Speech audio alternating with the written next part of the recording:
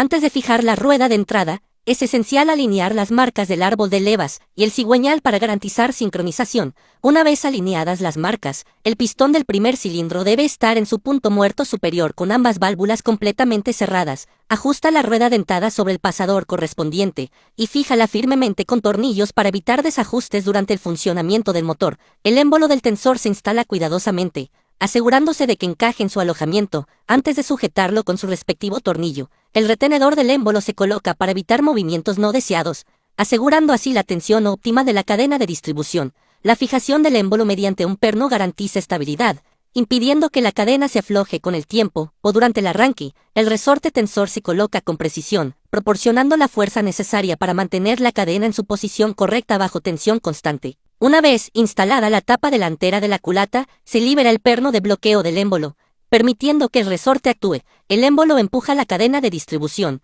asegurando una tensión adecuada y reduciendo el riesgo de desgaste prematuro o fallos mecánicos. Para evitar una expansión prematura de la cadena, se vuelve a fijar el émbolo con un perno, asegurando estabilidad y rendimiento óptimo. La tapa trasera de la culata se instala para proteger los componentes internos y garantizar el correcto sellado del sistema de distribución. La bomba de combustible se monta en su alojamiento, conectándola correctamente al árbol de levas para suministrar el flujo adecuado de combustible. El vástago impulsor de la bomba de combustible se instala con precisión, asegurando su correcto funcionamiento en la alimentación del sistema. El alojamiento del termostato se coloca para regular la temperatura del motor, asegurando el flujo adecuado del refrigerante según las condiciones de operación. El sensor de temperatura del refrigerante se fija en su sitio, proporcionando lecturas precisas para gestionar el sistema de enfriamiento del motor. El elemento de bloqueo del termostato se instala correctamente, asegurando que el termostato permanezca en su posición y funcione de manera eficiente. La tapa superior del alojamiento del termostato se coloca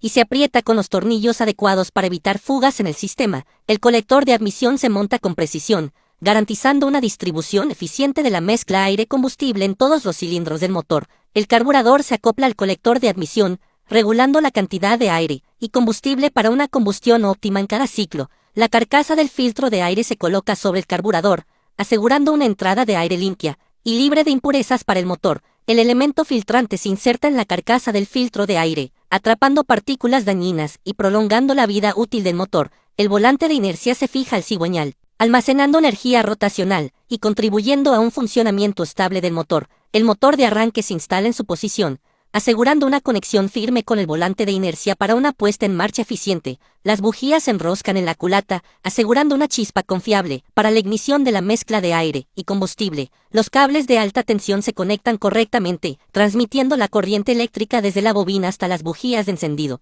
La correa de transmisión de la bomba y el alternador se instala con la tensión adecuada para garantizar el correcto funcionamiento de ambos sistemas. La varilla medidora de aceite se inserta en el cárter, permitiendo verificar el nivel de lubricación del motor antes de su encendido. El tubo de control de ajuste para el distribuidor se coloca en su posición, permitiendo la correcta sincronización del encendido del motor. El tubo de neutralización de gases del cárter se conecta, reduciendo las emisiones contaminantes y mejorando la eficiencia del sistema. El tubo de ventilación del cárter se instala correctamente, permitiendo la circulación de los vapores internos y evitando la acumulación de presión. La línea de combustible se conecta entre la bomba y el carburador, asegurando un suministro constante y eficiente de gasolina al motor. El tubo entre la bomba y el termostato se fija correctamente, permitiendo la circulación adecuada del refrigerante para evitar sobrecalentamientos. El tubo entre el termostato y el colector de admisión se instala con precisión, regulando el flujo del refrigerante hacia el motor. El radiador de enfriamiento del motor se monta en su soporte, asegurando una disipación eficiente del calor generado durante el funcionamiento.